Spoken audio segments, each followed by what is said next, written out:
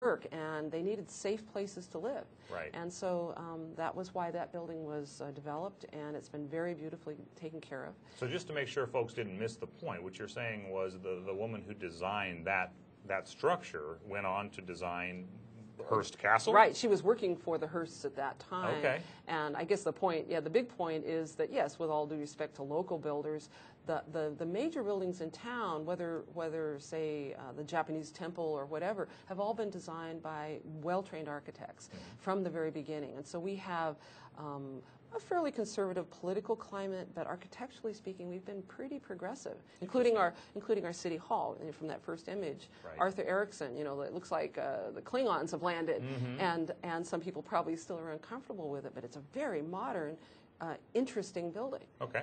Yeah. Good point. All right, let's take a look at the next image that we have. We're going to go back in time, I think, a little bit here. And this is Kearny Boulevard, and most people will recognize that. And it was initially Chateau Fresno Avenue. Right. And what we have here is beginning in the 1870s, 1875 specifically, we had the development of the colony system. And again, when I first came here, it was like, colonies? You mean like Plymouth colony? Right. What does that mean exactly? Yeah. Well, exactly was that. It was large entrepreneurs, mostly out of San Francisco, purchased large tracts of land. They subdivided them into 20, sometimes 40-acre parcels. They brought water, and so that's why we have all these wonderful canals through Fresno. Okay. And then they lined these streets with these beautiful trees, and they were very, very well educated in terms of horticulture. Really? So they were already, from the get-go, usually picking drought-resistant species because they knew people aren't going to want to live in the middle of basically a desert. Right. And so this was all marketing. And so Kearny Boulevard was designed by Kearny, and it was to bring people out to his colony, which was Fruitvale. And I think we have an image of the gateway structure that's there that we can take a look at next. And this is still there, of course, and this is Kearny Boulevard Gateway, which was built much later, and it was dedicated, and in fact, the funds for it were raised by the Italian community, because this was each side of Kearny Boulevard was what was affectionately called Italian Town. Right. And it was mostly Italians in that community, and they were very grateful to this boulevard, this beautiful place, and they raised the money to build this Art Deco pylon. And that was constructed about when?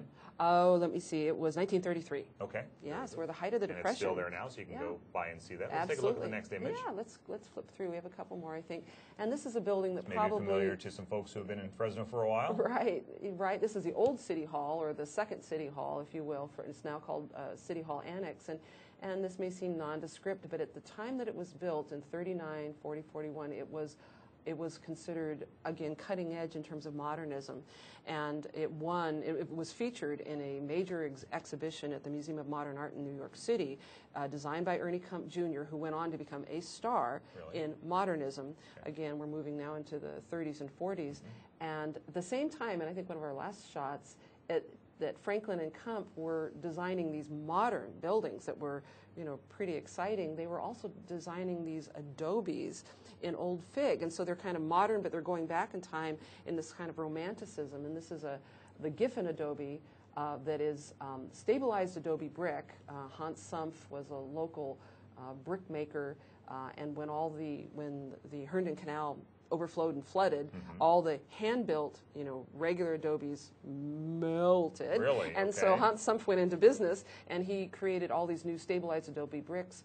And so here's one that's built after the flood. And that garden, which was I think this was taken, in the summer, was designed by Thomas Church, who was one of the great landscape architects. So again, I think people aren't aware of how many wonderful architects, landscape architects, have worked here in Fresno. Sure. And I think our very last image is another icon of Fresno, which is familiar to anyone in Fresno. Yes, the Tower Theater. Now, I grew up in Sacramento, and this is very much patterned after the Tower Theater in Sacramento. I think the Tower Theater there came before this, but this was built by S. Charles Lee, streamlined modern building. And that pylon, the star pylon that lights up at night, was patterned after the star pylon at the 1939 New York World's Fair. So you have all of these international and national influences coming into this little farm town. Yeah. And so again, we were very cosmopolitan from the beginning. Now, as folks hear about projects that might perhaps impact a structure that is considered to be historic. And another time we'll talk about how those designations are created, et cetera. But again, just for the average citizen who wants to understand that issue more clearly, what do you want folks to know about how those issues are decided and how maybe they can engage in the process of being involved in those dialogues? Well, first of all, we have monthly Historic Preservation Commission meetings, and the Historic Preservation Commission is a volunteer group of folks who are appointed by the mayor, and they represent a range of experiences and disciplines: architecture, public, business, history, etc.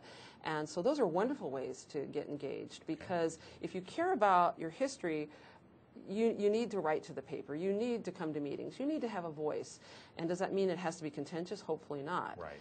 I think the best cities are cities where, again, as I said earlier, there's a mix of old and new, but where decisions are made in a public realm and are informed, and not just, well, let's tear everything down and they will come.